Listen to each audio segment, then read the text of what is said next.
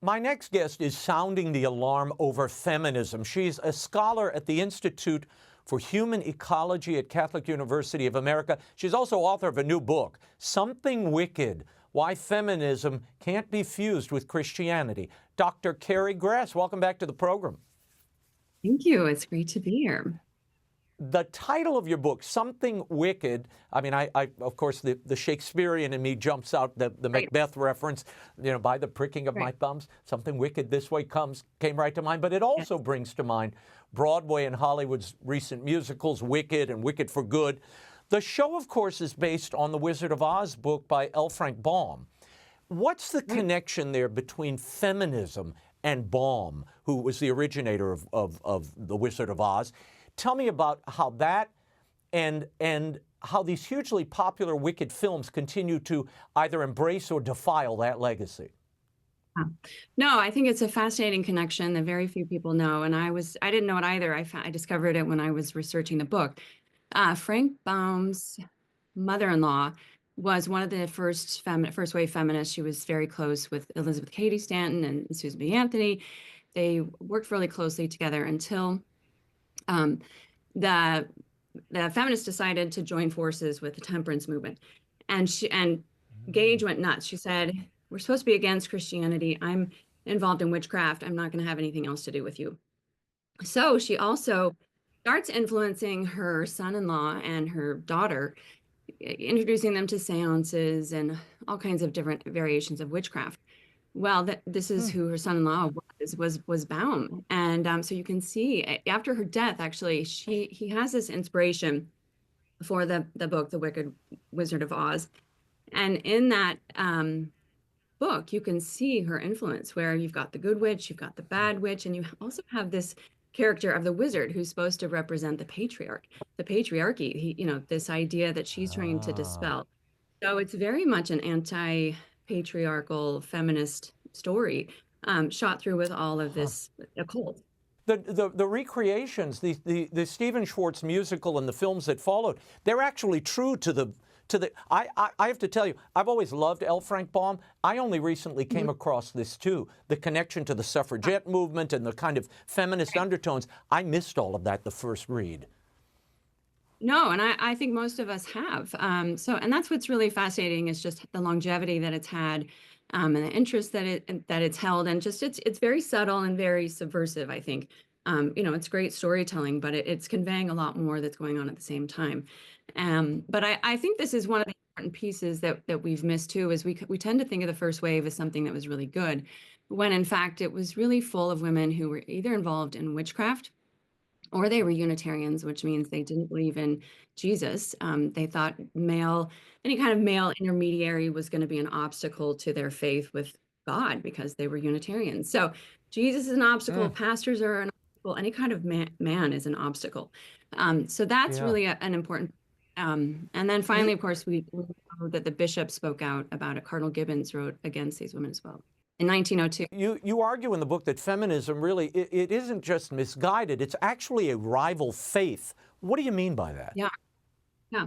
So I discovered this when I was trying to come up with really a concrete definition of what feminism is. And I started packing together all of these pieces that you see throughout the movement, either starting in the 1800s and kind of being recycled throughout the centuries.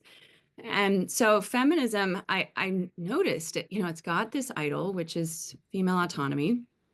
And then it has commandments. There are three things that all feminist women must do. They must be contemptuous of men, they must be promiscuous, and they must be involved in the occult. And those ideas came about from the 1800s. So it's fascinating to look at women today and see that women are involved in all three. There's also theological virtues, or I guess in this case, vices. Instead of faith, hope, and love, there is bitterness, envy, and contempt, or rage. Those are very clearly part of the doctrine of feminism, and intentionally so, because the early leaders of feminism realized that women are much more politically active if they're angry. So you can see a lot of that, I think, in our news cycle today. And then we have, of course, the sacrament, which Peter Kreeft has been talking about for a long time, of abortion. Yeah. And Christ offered his body for us. A child is asked to offer its body for its mother. This is your body offered for me. And then, of course, it has its own kind of evangelization where feminist women who are broken break other people. And the cycle just continues of people that are trying to become autonomous and healthy are really kind of running into a wall, because this is, of course, not really how you get to true and authentic Yeah. human flourishing. Well, in the book, you compare feminism to communism, suggesting Yeah, it's even more dangerous. As you put it, yeah. people don't have their guard up against it in the same way. Now, we're seeing this play out right now. Yesterday at the Supreme Court, they heard arguments in these two landmark cases about transgender athletes in women's sports. Justice Kavanaugh noted the harm that girls who don't make the teams because you've got biological males competing with them. How does this connect to your argument about feminism as a false church, if you will? Well, I think what it's trying to do is create this sense of people as unsexed, as disconnected with biology, home, maternity. It's trying to get people to be almost like ideal communist workers. So our body parts don't matter, our fertility doesn't matter, and I think we can see this throughout the ages, and it culminates, of course, in the trans movement, because that's when you're really beginning to just remove body parts to actually get to this place where people are sterile and really neutered, for lack of a better term. But I'm Um, struck. I'm struck, Carrie. Where are the feminist voices, though, if you'll excuse me, in this debate? You've got girls, you've got young women who are being pushed aside by guys who claim to be women. Yeah. Well, this is the whole point, is it's never really been about helping women. This is not the goal of feminism. The goal is to promote this radical ideology that early in the 1900s wed itself to communism. And this is the goal. It's the destruction of faith and family. And there's no better way to do that than to destroy a woman's body and her fertility. And we're seeing this, if you can destroy a woman emotionally, and allow her, she becomes unhinged, all of these other pieces are going to fall into place. So this is why, feminism really is, it's not something that's supposed to be just pro-woman. It's in fact really a very diabolical system that women have bought into, largely unwittingly, but it's very pervasive. Yeah, well, we've had Supreme Court justices who couldn't define what a woman was during their confirmation hearing. And just yesterday, we saw full confusion on display in the Senate. They had a hearing about the abortion pills being mailed all over the country.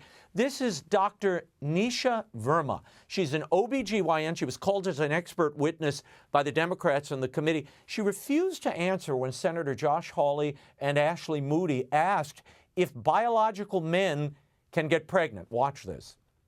Do you think that men can get pregnant? I hesitated there because I wasn't sure where the conversation was going or what the goal was. I mean, I do take care of patients with different identities. I take care of many women. I take care of people with different identities. And so that's where I paused. I think, yeah, I wasn't sure where you were going with that. Well, the goal is just the truth. So can men get pregnant? Again, the reason I paused there is I'm not really sure what the goal of the question is. The goal is just to establish a biological reality. You just said a moment ago that science and evidence should control, not politics. So let's just test that proposition. Can men get pregnant? I take care of people with many identities, but Can men get pregnant? I take care of many women that can get pregnant. I do take care of people that don't identify as women. Your take on this, I mean, when a medical doctor won't state basic biological reality, Carrie, what does that tell us? It tells us that we're not really dealing with the realm of truth anymore. And this is why it's become this shadow religion, because it has captured people so intensely that they can't state the obvious anymore, because it's going to disrupt this sort of fragile ideological world that they've created. So yeah, no, it's remarkable to watch that kind of video and see how much she dodges the question, and she never comes up with something that's remotely accurate or truthful. No. Anyway, many Christian women, and I would venture to say a lot of Catholic women, consider themselves feminists in some sense. They believe in equal opportunity, equal dignity. What do you say to the women watching right now who think, look, I can be a faithful Christian and I can be a feminist? Is that a problem? Yeah. Yeah, absolutely. I think it is a problem. I think part of it is people use the word differently than what the movement actually is. So people are kind of massaging it and think that they can change the meaning of it, or they just think feminism is just about helping women. And so you really see that the problems arise, though, because feminism isn't just about helping women. It's really about promoting an ideology that is intent on breaking down the family and the faith. And that's why it's so dangerous, because of the fact that it's uniquely positioned itself to look like it's just there to help women. And women have bought into this for a very, very long time. And so that's the hard part, is getting women to see, no, actually, there's a lot more going on here than you even realize. Yeah. Yeah, you mentioned the Catholic women throughout history, Queen Isabella and St. Elizabeth Ann Seton, great abbesses who wielded enormous influence without feminism. I mean, they had their own, the divine gifts that God gives women. They certainly displayed. I think of my own mother, Angelica. In fact, you argue they had more authentic power and purpose. What's your response to those who say without feminism, women would still be oppressed? Yeah, I think feminism it is really about power, and it's about control. And this is what Catholics understand deeply, is that your greatest power is going to be the surrender that you have to Christ and to the head. He's the head of the hierarchy, the patriarchy. He's the one to whom we get any power control. And that's really where when we are living in him, that's really where we can change the world and the culture. And we've really turned it around with this idea of misplaced compassion that we have in the world, where we think, I'm going to go change the world, but it's going to be people I never meet or halfway around the world. It's sort of epitomized in the woman who works for PETA, but she's aborting her own child. It's kind of that idea that we don't want to be, involved in the messy embodiedness of life, but we want to do something grand and big and world changing, but not really realizing that God is going to entrust you with very small local things first. And when you prove yourself in that ground, then you can do the big things. And I think this is what we see with the abbesses and all the saints, and this incredible work that we have on women. And I think that John Paul II offered us a fantastic blueprint about understanding women and how we could move forward and promoting women. And that the problem is that it's really been corrupted by the first wave, by trying to include the first wave in it and make it seem like those were sort of continuous, on the same continuum, when in fact they were really very, very different. And John Paul saw the problems with feminism and really tried to navigate around them. So I think we at one point had an opportunity to have something like a Catholic feminism, but because we weren't particularly disciplined and really focusing on what John Paul was saying, we kind of got off course by trying to include the early feminists who were clearly anti-Christian. Picking up on that notion of John Paul II's, vision, that beautiful works, he wrote so much on the glory of women, the blessing of women, the compatibility of men and women, but the divine gifts that women have. In our church today, we have this synodality idea, and you see these ongoing discussions about the ordination of women as deacons. Carrie, this seems a perfect example of trying to fuse feminism and Catholicism, is it not? No, I think you're exactly right. And this has been, kind of the cry since the beginning, for decades, really, of, women need more leadership roles. And that's, again, the kind of mistaken understanding of what real Christian women look like, that it doesn't have to be this, place of power and control. And it has to be where God calls us to be, and through the gifts that we actually have.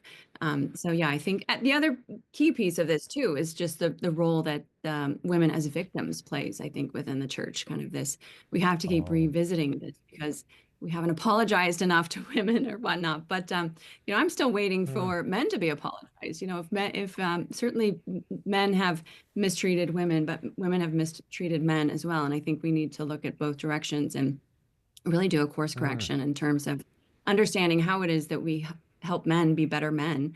And that's really what feminism has been trying to elicit from men, but just going about it in the exact wrong way for 200 years now. The same complaints that Mary Wollstonecraft are the same complaints women have today. So it's not about power and control. It truly is really about returning back to the faith and understanding the value of the church and what it is that it can offer each individual. And the complementarity between the sexes, how men need women and women need men, and you only grow as a people, as families, as a culture, and as a faith if that complementarity happens in the family. And when it ruptures, nothing good comes of it. Something wicked this way comes. And the book is called Something Wicked: Why Feminism Can't Be Fused with Christianity by Dr. Carrie Gress. It's available January 20th at bookstores everywhere and online. Visit her website, theologyofhome.com. Carrie, thank you for being here. Oh, thank you so much for having me.